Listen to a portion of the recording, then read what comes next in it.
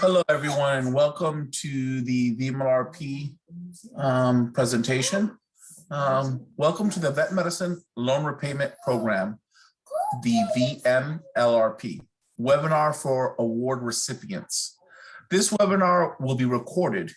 We will be emailing a copy of this presentation to all awardees within 2 weeks of this webinar for your reference. Thank you again for joining us. We will now begin a few introductions.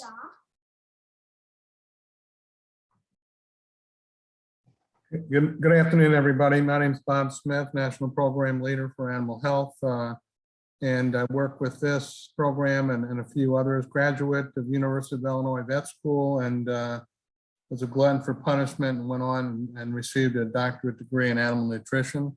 And I've probably been in practice about two dozen years or so. So Marlene is absent today, so I'll turn it over to Kathy Bjork. Great, thanks, Bob. Hi, everyone. I'm Kathy Bjork. I am a national program leader similar to Bob in animal health here for NIFA. I've been with NIFA for about a year now. Prior to working with NIFA, I was with USDA APHIS for 12 years as a veterinary epidemiologist. And prior to that, I worked in private practice for about 8 or 10 years, and I also worked in local and state public health. I'm very pleased that we're meeting with you all today, and we really want you to be successful in this program. And I just want to say congratulations to all of you for your awards. And the entire program is very pleased to have you working with us. So I'll turn it over now to Danielle. Good afternoon, everybody. My name is Danielle Farley. I'm a program specialist with the VMLRP. I've been with NIFA now for 1 year, and I'm the resident social scientist. So I really enjoy working with veterinarians, and I enjoy working with you all through this program. With that, I will pass it on to Derica. Hi, everyone. My name is Derica Alexander, and I am a first-year AAAS fellow here at USDA NIFA, and I'm excited to be helping out with the VMLRP program. I am a veterinarian with an MPH, and I just wrapped up practicing for a few years in the Vegas area. Now I'm here at NIFA.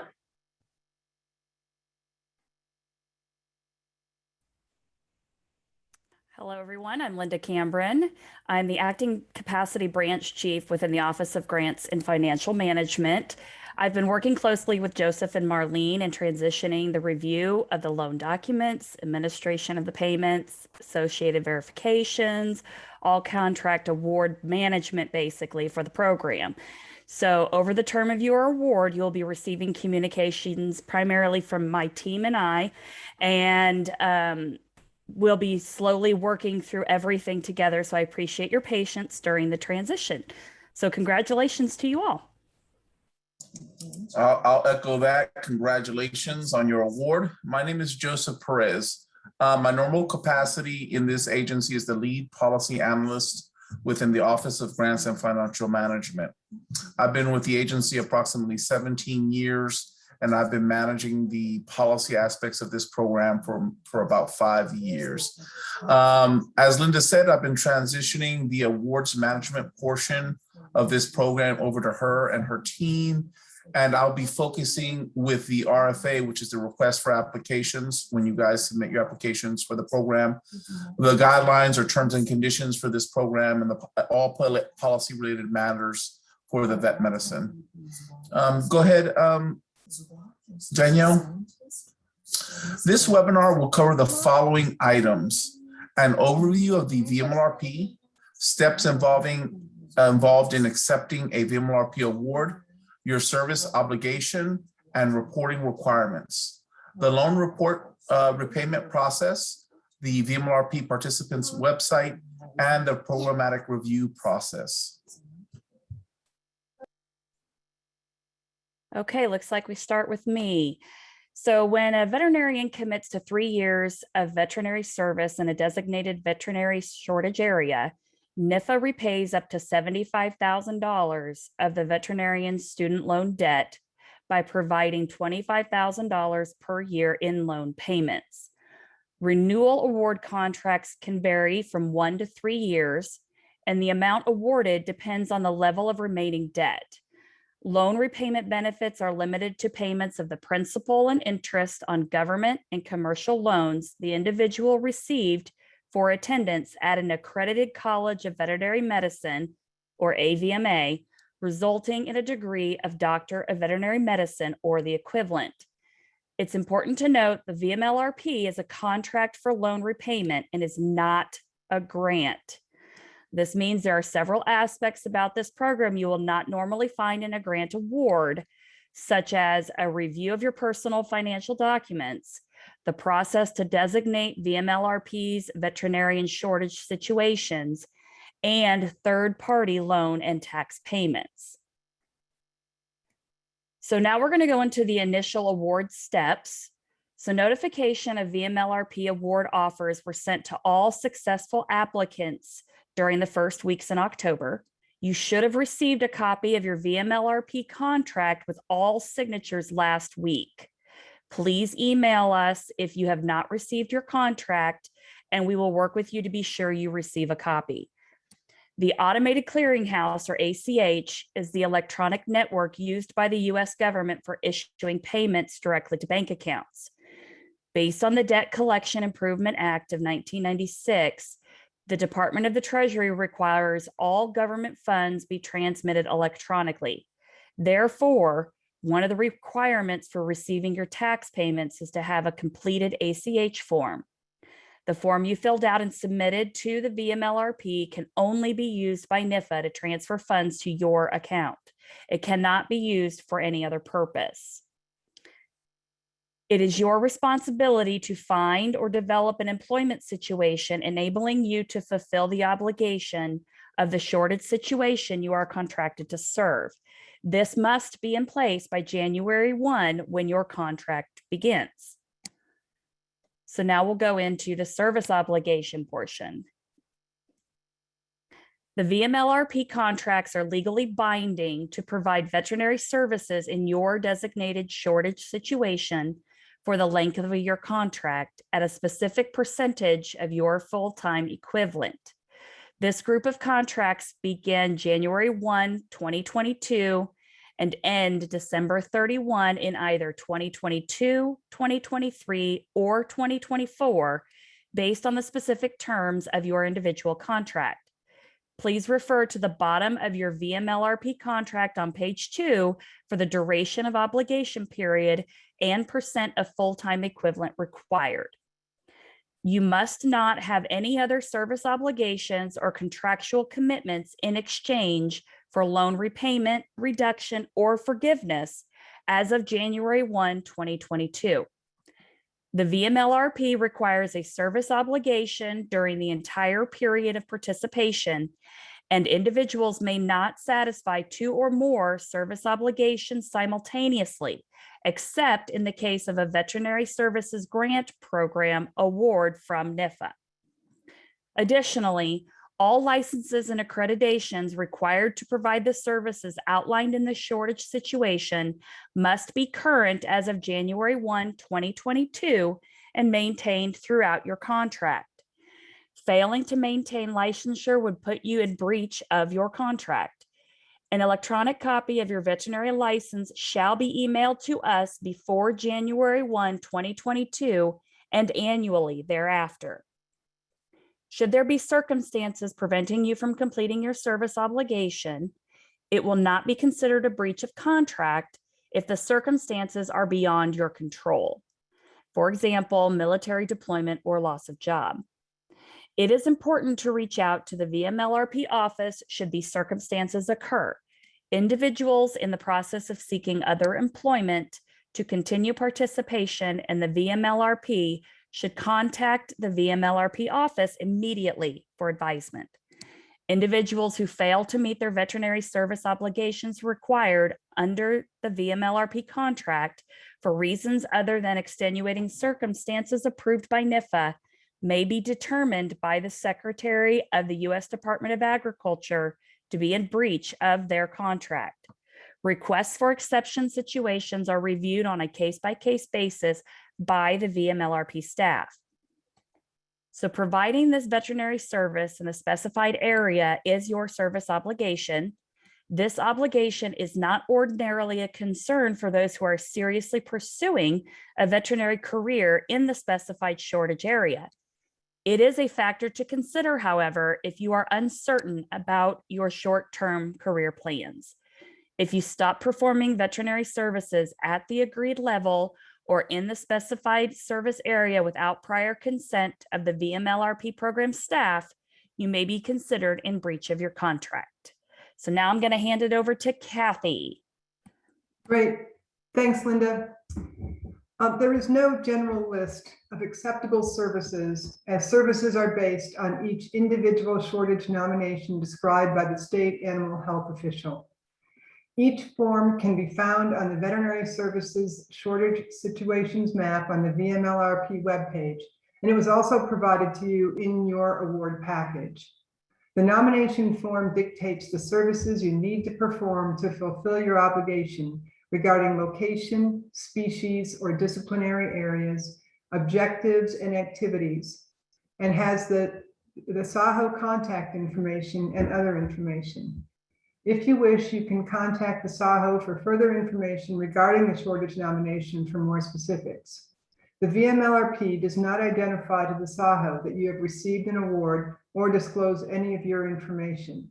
The SAHO will only know that the shortage area was awarded a VMLRP recipient. As a reminder, and as noted within the location of the designated veterinary shortage, you must be available and willing to serve all of the counties listed or described. You may not select counties that are convenient to serve and then not provide services to the other counties listed. The VMLRP contract is to the entire shortage area and the stated information on your specific nomination form.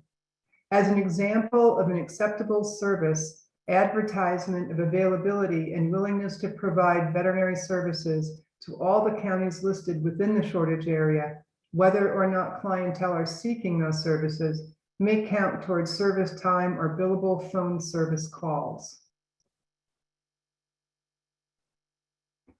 Participants should maintain a log of services provided in the shortage area while under contract. The contract begins on January 1st, 2022. This service log should be kept for 120 days after the end date of your contract. If selected for a programmatic review, the service log must be presented in an electronic format to the program. A service log template was provided with your award package. General instructions are available on the VMLRP participants website. For types 1 and 2 shortages, the service log should contain the following information: applicant name and contract information, date of service, duration of service or appointment, windshield or drive time if being counted for service hours, animal commodity or species served, estimated number of heads serviced, name, county, and zip code of client or farm receiving services, and a description of the services provided. For type 3 shortages, the service log should contain the following information: applicant name and contract information, date of service or activity, duration of the service or activity, and description of service or activity conducted, including role of the VMLRP participant. The time required is based on a 40-hour full-time equivalent or FTE work week, not the participant's work hours. At a minimum, this is an 80% FTE or 32 hours per week for type 1 positions, 30% FTE or 12 hours per week for type 2s, and 49% FTE or 19.6 hours per week for type 3s. If more hours or a higher FTE was required by the SAHO, the percent FTE is listed in a separate box on the bottom of page 1 of the nomination form. Refer to your VMLRP contract for the minimum percent FTE. Anytime you are performing clinical services, including time to prepare for or follow up with clients, that time can be counted. This includes reviewing lab results and phone calls with clients. If an activity is completed the same day as the farm call or appointment, include that time as part of the call or appointment time. If it is after the call, within a few days, log the time as a follow-up. If you are doing client education or want to create materials for your clients directed to the species, diseases, health management, or services you're required to provide under the VMLRP contract, that time can be claimed as well as any activities performed to recruit new clients in the geographical area or species covered. On the service log, it's appropriate to state general terms such as routine farm call, emergency services, pregnancy checks, and so forth.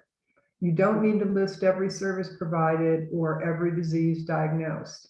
It's appropriate to state follow-up as long as there is a key that outlines what follow-up entails, for example, lab result consultation or protocol changes. For consultations, be specific on what they involve, such as telephone consult on injury or telephone consult on management practices, and so on. For client education materials and actions taken to recruit new clientele, more specifics should be included. For example, created new client handouts regarding the veterinary feed directive, or attended producer meeting to advertise the services our clinic offers with the intent of expanding our services to X species or geographic area Y. Note that the service log hours required are based on a within quarter average. For example, if the service agreement requires 30% FTE or 12 hours per week, by the end of each quarter, which is 13 weeks, 156 hours must be completed to meet the service agreement. The service time achieved can vary week by week, such as 10 hours one week and 14 hours another week. However, at the completion of the quarter, a total of 156 hours must be met for the 30% FTE. If needed, up to 25% of the FTE commitment for types 1 and 2 shortages can be attributed to drive time or windshield time. Drive time or windshield time is the time it takes to travel to a client's home or farm to provide services. Note that drive time from your home to your primary place of business and back does not count to those hours. If you are a mobile practitioner and your home is your home base, then the drive time from your home to the location of service is appropriate. For example, if the FTE commitment is 30% or 12 hours per week, then 3 hours of drive time or windshield time per week may be allocated towards your service time.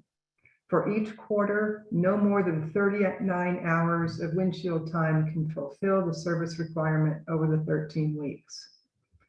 You might ask what happens during the slower seasons for our must-cover species. My may-cover species may actually take more of my time. Is that okay? The answer is yes, except if audited, the justification should be clear, and over a quarter sometimes should have been devoted to the must-cover species. If you are devoting a larger percentage of your time to the may-cover species, such as 75% of your FTE time because it's a seasonal effect of downtime for a must-cover species, then provide a comment stating these reasons in your log. Back to you, Linda. All right, now the reporting requirements is the service verification form. NIFA will authorize quarterly loan and tax payments as long as you continue to satisfy your service obligation. NIFA staff will contact your supervisor or hiring official, or you, if you're self-employed, at the start of your contract with a service verification form. It's the NIFA-09-10. Picture of it is here, and they'll all be in a packet. It will include all quarters for service verification throughout the term of your contract. The completed service verification form is required for each quarter to verify you are still providing veterinary services as outlined in the nomination form for the specified service situation in your contract. At the end of each quarter, VMLRP staff will send an email to remind the hiring official to submit the quarterly service verification form that is due. The service verification form is to be completed and submitted by the supervising or hiring official you identified on the intent of employment form, which is the NIFA 0710, in your application. The service verification form consists of a brief questionnaire designed to confirm you satisfied your contractual terms to provide the required veterinary services within the designated veterinary shortage area within the specified 3-month period. Subsequent VMLRP payments will not be authorized until receipt of the completed service verification form. If there is an issue preventing or delaying the supervising or hiring official from completing the service verification form, reach out to the VMLRP office right away. The issue must be resolved before a VMLRP payment can be authorized on your behalf. So the next reporting requirement is the quarterly loan and annual tax payments. So your repayment schedule provided with your contract indicates the months that quarterly loan and annual tax payments will be dispersed. You must maintain good financial standing with your lender during the term of the contract. You must also maintain records of the quarterly loan payments made to them. This record may be a printout from the lending institution, including your name, account number, VMLRP payment date and amount, and the resulting balance of the loan. Maintaining these records in electronic format is acceptable. Proof of quarterly loan payments are no longer required to be submitted. These records are required to be made available, though, if requested by the VMLRP office. It is the participant's responsibility to provide proof of the annual tax payment submitted to the Electronic Federal Tax Payment System, or EFTPS. The proof of this payment must have the participant's name and payment amount, which should be identical to what the VMLRP program has given you. And it needs to be emailed to vmlrp@usda.gov. Please visit the VMLRP taxes and 1099-G document available on our website, which is also shown here on the slide.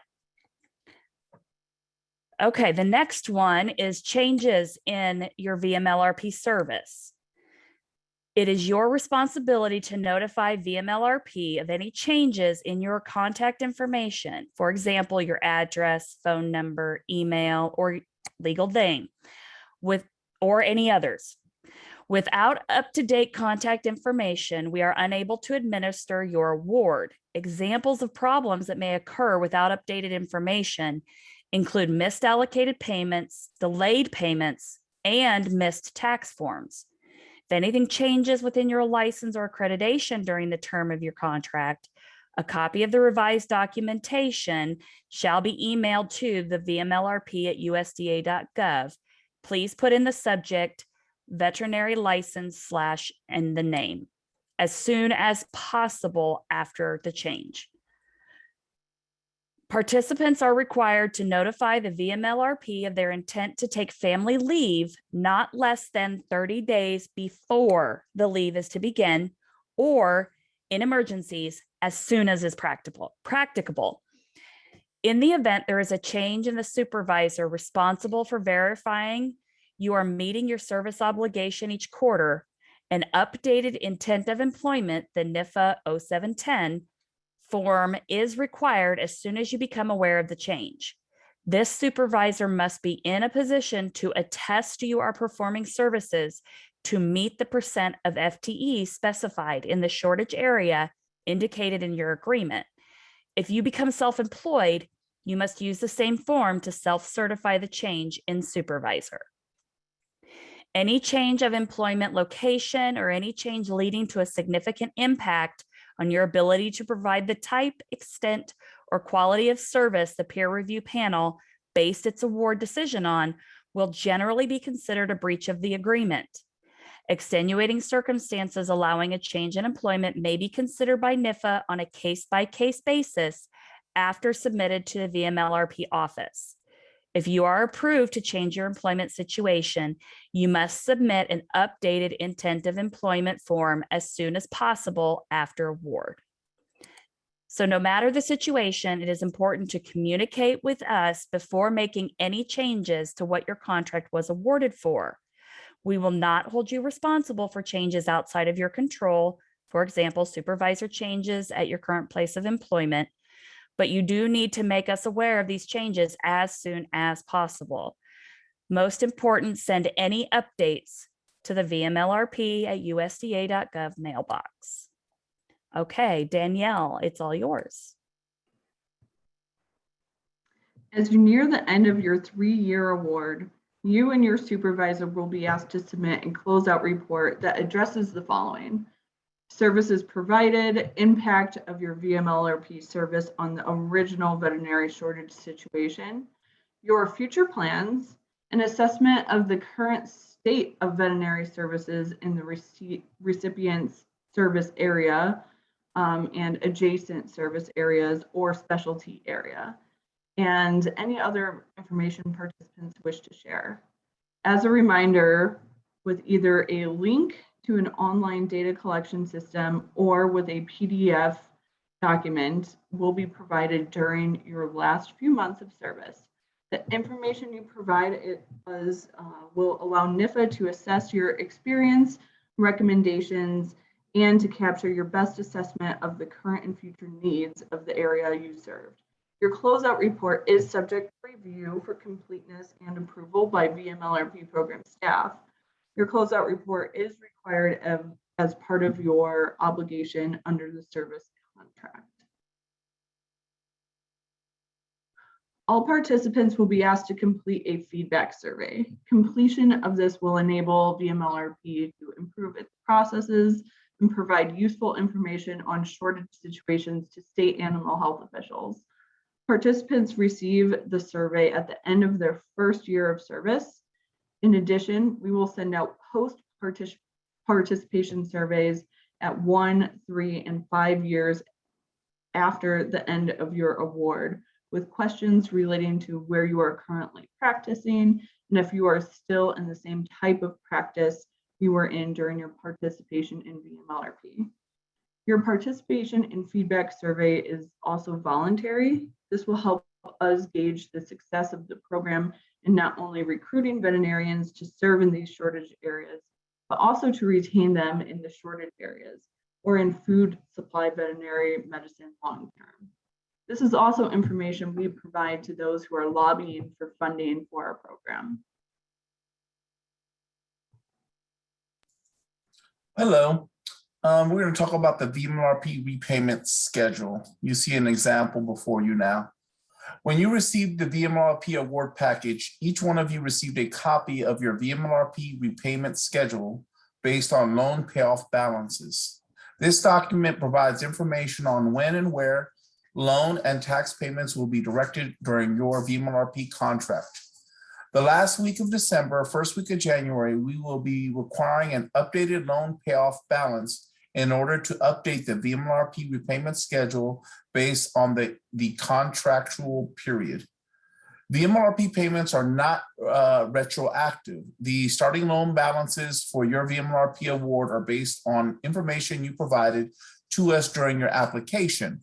It is critical that you inform us of any errors in your payment schedule, such as the lending institution or the balance. To reduce your cash flow burden, your repayment schedule is set up to direct payments towards all loans in your VMLRP portfolio throughout the term of your contract. In almost all cases, the quarterly VMLRP payment will prepay your monthly payments, but if they do not, you do need to make any payment required by your lender to keep your loans in good standing. You must remain in good standing with your lending institution and abide by their financial rules. You may speak with your lending institution on what options are available to offset your monthly payments with the VMLRP quarterly payments. An option that several participants in other loan repayment programs have taken is to put their loans in deferment status during participation, so they are not required to make any monthly payments. If this is an option for you, you should discuss this with a customer service representative at your lending institution. It is important that your loans remain in good standing during your participation in the VMLRP which means no late fees or penalties. Next slide, loan repayment process changes with your loans. It is very important to understand that your role as a borrower has not changed from the perspective of your loan servicer. We are making quarterly payments on your behalf, but we are not taking over your loans. Therefore, it is still your responsibility to comply with the terms and conditions set by your loan servicer. During the life of a loan, it is not unusual for the loan to be sold or transferred from one lender or servicer to another. If this occurs with your loan, the loan servicer does not inform us of any changes because you are still the borrower. Thus, it is important for you to bring this to our attention as soon as you learn of this change. After informing us of change, you need to collect all documentation sent to you by your lender pertaining to the change, whether hard copy or electronic, and forward it to our office. If you're provided a hard copy, we would like you guys to convert that hard copy to an electronic copy and email that to us. As soon as we receive the documents, we will update our records accordingly so that subsequent payments are directed to the new loan servicer. Please email any updated information, questions, or concerns to vmlrp@usda.gov. Next slide, please. Quarterly cycle loan repayment process. This slide portrays how a payment cycle would normally progress throughout the VMLRP contract. Loan repayments will be made directly to the loan servicing agency on a quarterly schedule, starting after the first quarter, which is 3 months of your service agreement that begins on January 1st. Your first quarterly payment will be received on April and quarterly thereafter for the duration of your contract. When we receive the service verification document from your supervisor or hiring official, we will authorize the first VMLRP payment. The payment is issued by the USDA National Finance Center located in New Orleans. This is typically about 3 weeks after a quarter of service has ended. If there are any issues with service or payment from the previous quarter, we will contact you. This process is repeated for the second and subsequent quarters until the end of the VMLRP contract. Next slide, please. Authorizing and issuance of payments. When we receive the required verification, the scheduled VMLRP payments are authorized. Loan repayments are made directly to your lending institutions and should be posted to your account approximately 2 weeks from the time the payment is authorized by our office. Before the first VMLRP payment or during lapses in loan repayments due to administrative complications, leave without pay, or a break in service, you are wholly responsible for making payments or other arrangements with your lending institutions to keep your loans current. No late fees or penalties. Penalties and fees assessed to participants failing to maintain current payment status may not be considered for reimbursement by NIFA or the VMLRP. VMLRP will provide you with additional funds equal to 39% of the loan repayment to help compensate for the additional taxes you will incur due to the award. Note that the 39% tax payments are made in addition to the loan repayment. If the VMLRP is scheduled to repay you $75,000, your total VMLRP award will actually be $104,250. $75,000 to loan repayment, $29,250, which is 39% of $75,000 in tax repayment. There is information provided to VMLRP recipients about potential tax liability and Form 1099-G available on our website. This resource is meant to be informative in nature and is not intended to be substituted for professional tax advice. If your loan is paid in full prior to the end of the VMLRP contract due to you making your monthly payments, the remaining payments will be redirected to another loan in your VMLRP portfolio only if that loan was a loan to attain your DVM. It is important to note that the amount of your VMLRP payments is based on the loan balances at the beginning of your contract. So if a loan is paid in full earlier than scheduled due to incorrect information we received during your application or a benefit you receive from another program or agreement, such as a loan forgiveness, then the VMLRP payments scheduled for the paid in full loan will be canceled. Participants are required to notify the VMLRP staff of their intent to pay off their loan balances prior to the expiration of the contract, not less than 30 days before the payoff is completed. Participants who plan on paying off their loans balance are reviewed on a case-by-case basis by the VMLRP staff. All requests for payoff loan balances should be emailed to vmlrp@usda.gov. Next, we will discuss a tax portion of your VMLRP award. Okay, so VMLRP and our tax payments. So both the loan and tax payments made on your behalf by the VMLRP are considered taxable income to you by the IRS and will increase the federal taxes and possibly state and local taxes you owe. You are always responsible for ensuring your federal, state, local, and any other taxes are paid properly and on time, regardless of the tax-related benefits that may be provided by the VMLRP program. A payment equal to 39% of the sum of the loan repayments made on your behalf within a calendar year will be sent to you in early November each year of your contract to offset those increased federal taxes resulting from the VMLRP income. This tax benefit is not tax exempt and will be reported to the IRS along with loan payments. So then that brings us to the IRS electronic federal tax payment system. When you receive your tax payment in November of each year, you must make a payment via the IRS EFTPS for the exact same amount you are given. The EFTPS is a web-based service provided by the U.S. Department of Treasury and is a secure method allowing you to send a payment to the IRS.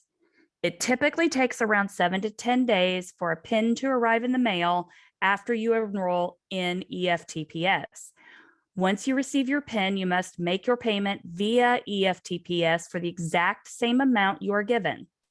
After you make that payment, you must forward documentation to the VMLRP office to show you made the payment. Based on feedback we've received from other awardees, the payment may be entered as an estimated tax payment since taxes have been withheld from the loan repayment money during the calendar year. However, it is best for you to check with your tax accountant or other certified tax practitioner before making the payment for proper entry into the EFTPS system for your own specific situation.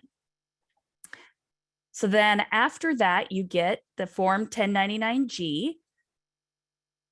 So the USDA National Finance Center, or NFC, will mail a 1099-G form via United States Postal Service to you, usually no later than the end of February following the calendar year you receive the VMLRP loan repayments.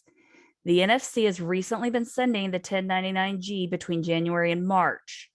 They have switched their system for processing of these forms from electronic to a manual system.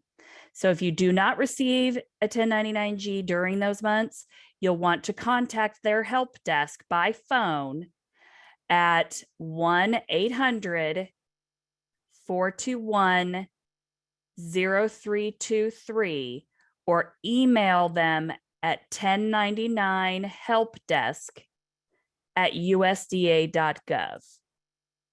And I believe both those numbers are right there on the screen for you. Joseph? Thank you, Linda. Participants webpage. Please be sure to visit the VMLRP website and select VMLRP participants for information for award recipients like you. The link is provided below. This webpage has the VMLRP taxes and 1099 document that is used as a resource. This document is meant to be informative in nature and is not intended to be a substitute for professional tax advice. Next slide. Confidentiality. Your identity as an individual receiving a VMLRP award is confidential. Self-identification is a VMLRP award recipient has potential advantages and disadvantages. For example, an advantage may be that self-identification to your community and/or state animal health official might lead to increased access to information and resources that could help you more effectively and efficiently meet the needs of the shortage situation you are filling. On the other hand, some may view a receipt of this award as an issue of financial privacy that they wish to keep confidential amongst only those who need to know in order to adhere to the terms of the agreement. It is up to awardees to make their wishes clear to all with whom they may share this information. Regardless of what you decide to do, your personal identifiable information, such as your Social Security or financial data, will not be revealed to third-party individuals or organizations other than when we discuss VMLRP payments with your lender. It is important to understand that this confidentiality reaches beyond the award to any discussion of your finances. We cannot talk with lending institutions on your behalf beyond our issued payments. They will not divulge anything to us beyond your payments. Also, legally, we only discuss your payments or issues with lenders with you. We cannot discuss this matter with your office manager, employer, or employees. If your spouse handles your finances and you would like to extend this permission to discuss any loan repayment issues with him or her, you must provide us permission to do so in writing or an email will suffice. If you have granted us permission to decide that you no longer want us to discuss this matter with your spouse, you may notify us with this change at any time in writing to the VMLRP email to vmlrp@usda.gov. Next slide, and Bob, it's your turn. Okay, Joseph. The programmatic review section is to help you understand what you are required to maintain throughout your participation as a VMLRP awardee. These documents will serve to assist you to respond to any programmatic review requests that may occur up to 1 year after your end date of your contract. The National Institute of Food and Agriculture, known as NIFA, requires oversight of federal assistance awards through various monitoring activities. Programmatic reviews are conducted by VMLRP program staff to ensure the VMLRP awardee is providing services that match the specific shortage situation activities and that they are meeting the terms and conditions of the contract agreement. Essentially, the programmatic review is ensuring that the VMLRP awardee are meeting the intent of the authorizing legislation and is complying with federal assistant laws, regulations, and policies. The primary goal of the VMLRP programmatic review is to assist awardees in meeting their goals and enhancing their future, as well as ensuring federal requirements are met. The knowledge gained by the VMLRP program staff through a review of these activities is valuable to the agency in several avenues, including gain a broader perspective for services, enhance the agency's knowledge, and create an enhanced understanding of the awardee and thereby advancing the program. Each quarter, any current awardee may be randomly selected for a programmatic review. Once selected, an email will be sent for a notification letter of a programmatic review. The letter will describe the authority, contract period, requested documentation, and a deadline to receive such documentation. The participant will have 7 business days to provide the initial requested documentation, such as the service log. The service log from the start of the contract to the present day of the request will be required to be submitted. The review will take approximately 30 to 45 days after receipt with all requested documentation to the VMLRP program staff, although it may take longer. This is determined on a case-by-case basis. The VMLRP program staff will contact you via email or coordinate a conference call for additional clarifying questions or documentation regarding your contract. The participant will receive notification when the programmatic review is complete. Kathy? Thanks, Bob. Now we'll talk about some required documents. The VMLRP requires program and financial documents to be maintained and kept up to date by you. The following documents could be requested at any time for a programmatic review: the VMLRP service agreement, which includes the shortage area nomination form, the participant service log, the service verification forms, and proof of quarterly loan and annual tax payments. The following requirements will be reviewed if applicable: veterinary medical licensure, accreditation certification, percent full-time equivalent, locations of shortage area served, must and may cover species, specialty and disciplinary areas, and veterinary medical services. Are you providing services to the indicated area? This is an image of the shortage nomination form. Your awarded area was provided to you in your award package prior to the start of your contract period. The shortage ID is located on the top right corner of the form as indicated with the black oval. The service area is the first section of the nomination form on page 1 and is identified here with the black rectangle. For types 1 and 2, the locations are the counties, parishes, or districts the participant is serving. For type 3, the approximate center of the shortage area will indicate the location where the position is posted. The programmatic review will compare your service log with both the service location and the service activities described on the form. This will ensure that additional locations outside the shortage area are not being counted towards service time. So are you servicing the area or discipline or specialty? The first page on the shortage situation form indicates the shortage type, species, area, and discipline of services, and percentage of full-time equivalent or FTE.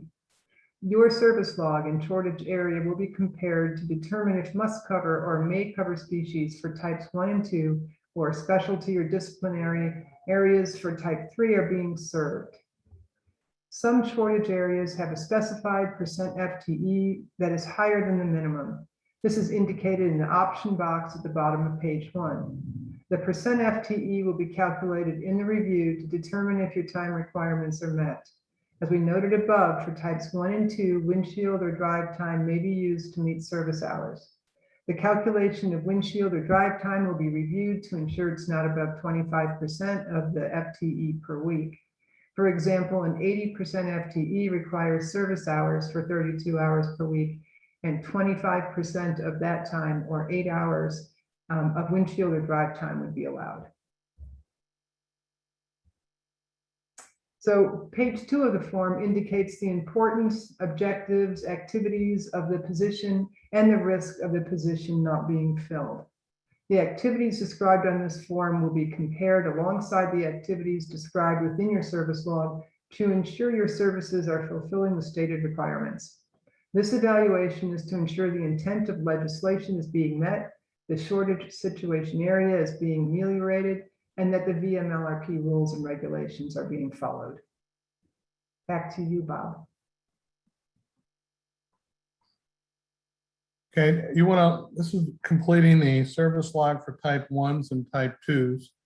For shortage situations with those two types, the service log must contain the following information: participant name and contract information, dates of the service, duration of the service or appointment, windshield, drive time, if being counted for service hours, animal, commodity, or species served, estimated number of heads served, name of county, zip code of client, farm, receiving service, and description of the service provided.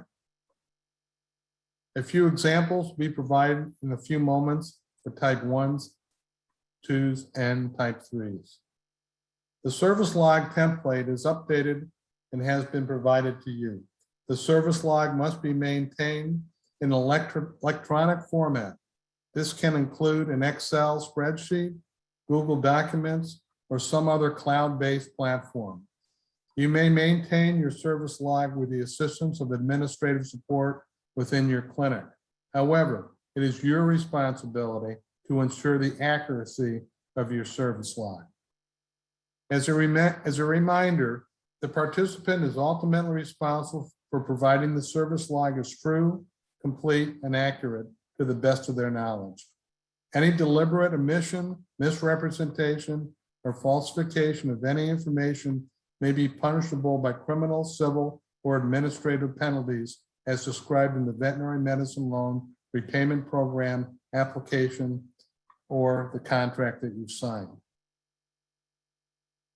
For either type 1 or type 2 categories, it is important to provide services which fall directly in line with the intent of the state animal health official and the description of services that they intended were most needed for your area. That information is provided in the second paragraph on page 2 of the shortage nomination form. This list is only a few examples of services that you might be allowed to provide to meet your service obligation. Although you can provide additional services, you will only receive credit for those activities that fall in line with those listed in the nomination form provided by the SAHO. Kathy? So for type 3 shortages, the service log must contain the following information: participant name and contract information, date of service and activity, duration of service and activity, and description of service or activity conducted, including the role of the VMLRP participant. As stated for types 1 and 2, the service log must be maintained in an electronic format, and you may ask for assistance to complete the log. The participant is ultimately responsible for the contents and validity of the log as described in the VMLRP application and/or contract. The service log template for type 3 has been updated.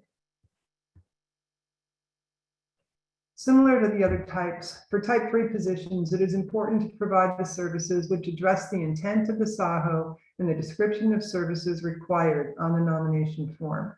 That information is provided in the second paragraph on page 2 of the form.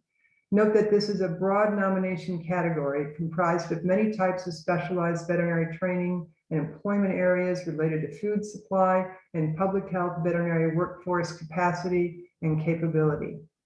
These positions are typically located in city, county, state, or federal governments and institutions of higher education. A minimum commitment of 49% FTE or 19.6 hours per week recognizes that some public practice employment opportunities are part-time. So over to you, Danielle. All right, let's talk about continuing education hours. The VMLRP program will allow for a percentage of continuing education hours to be counted toward service time. The average continuing education hours required by states to maintain veterinary licensure is about 15 hours per year. Continuing education hours are therefore determined within the following calculation: percent FTE multiplied by 15 hours. If you can attend a continuing education event, you may claim hours based on the calculation we noted. This chart is an example of percent FTE to total hours of continuing education that can be claimed annually on your service log. Presenting at a continuing education event related to your shortage situation activities is different. If you are presenting at a continuing education event, you can claim the time needed to prepare for the presentation. This means that if you are presenting at a continuing education event, you can claim more than the calculated hours for continuing education. Refer to the nomination form from the SAHO related to paragraph 2 under activities required and or expected. For every hour of presentation, you may claim 2 hours of service time for preparation. Please include details of the presentation title if not clearly stated.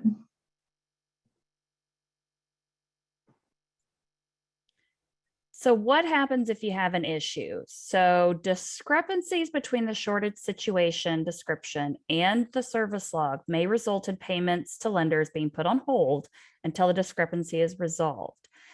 So when these are discovered during the term of your contract, a programmatic review is initiated. Your contract and services will be reviewed collaboratively by you and the VMLRP program staff.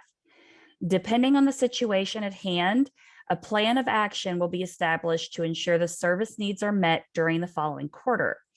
All plans established will be determined on a case-by-case basis. If the service needs are met according to the established plan, payments will then be released. If the discrepancy cannot be resolved, payments to lenders will remain on hold until a service plan is in place to ensure the service needs of your shortage area are being provided. If this plan is not adhered to, NIFA may conduct a full audit of all service and payments provided over the entire period of your contract. Finally, if there are still compliance issues discovered during the additional audit of your contract, you may be found in breach of your service agreement. That concludes the webinar. Thank you all again for joining us, and please do not hesitate to contact us if you have any questions. Again, congratulations on your award. I am going to stop sharing, and all of our panelists will come on camera. And if you have any questions, we ask that you put them in the Q&A box at the bottom of your screen and not in the chat. And we'll stay on to take any of your questions. We know that we gave you a lot of information in the last hour, so we're here for you.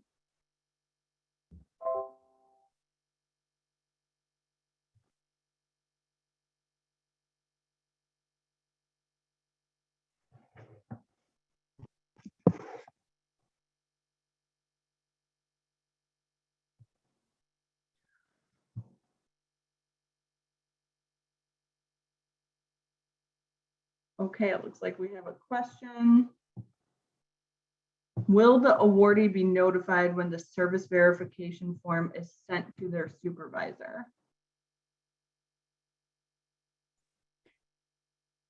The service verification forms will be sent out to you and your supervisor in the first quarter of your contract. And so you'll get the whole packet sent, and then the reminder email will also go to you and your supervisor. And just a reminder, please put your questions in the Q&A at the bottom of your screen and not in the chat box.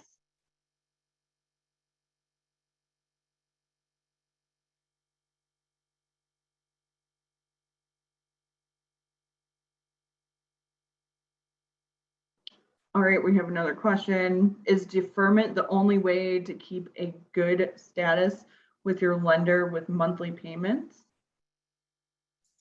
That's one of your options, but you need to contact your lending institution directly and see what they can offer you.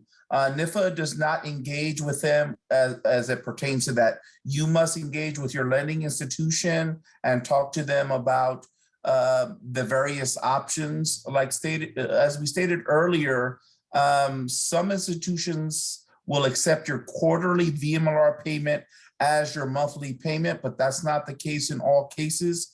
Once again, you need to have a direct conversation with you and your lending institution, and they between you and them, you will work that out.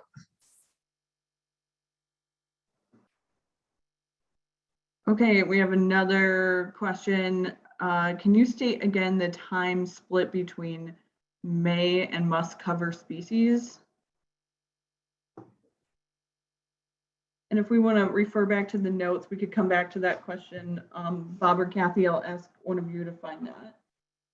For now, unless, do you have the answer, Bob? Otherwise, we could go to another question real quick. No, so what, again, between the may and the must serve question specifically, I'm sorry. Yeah, sorry. The question is, can you state the time that needs to be split between may cover and must cover? Yeah, so we typically look at, sometimes we even see that there's a number of, we call must serve species within a state. We don't always know that you're going to cover all those must serve. It depends on your expertise, but we expect that you'll spend over 50% of your time on that must serve species. And again, it's during the majority of the time. Doesn't mean it has to be all year long. For example, if you're primary beef cattle or a must serve species, they're going to be quarters when that's a little bit slower. And then you'll have to defer and maybe perhaps start working on some of those may serve species, okay? And that's fine. But we usually say about anything over 50% would be fine. Thank you, Bob. All right, next question. My lending institution is currently transferring my loans. Does the timing of this relative to the start of the year cause any issues? We need to know when that is occurring, and we need all the documentation from your old lending institution. We also need the letter from them saying that the balance at your old lender is 0 and the new balance at your new lender. So if that is taking place right now, you need to provide us all that information ASAP. Normally, it's about a 90-day process when they transfer your loans from your old lending institution to your new lending institution. And if you can get that to us in a timely manner, we can handle that immediately. That's the best course of action right now. All right, Bob and Kathy, this one's for you. When counting time, can I direct a technician to vaccinate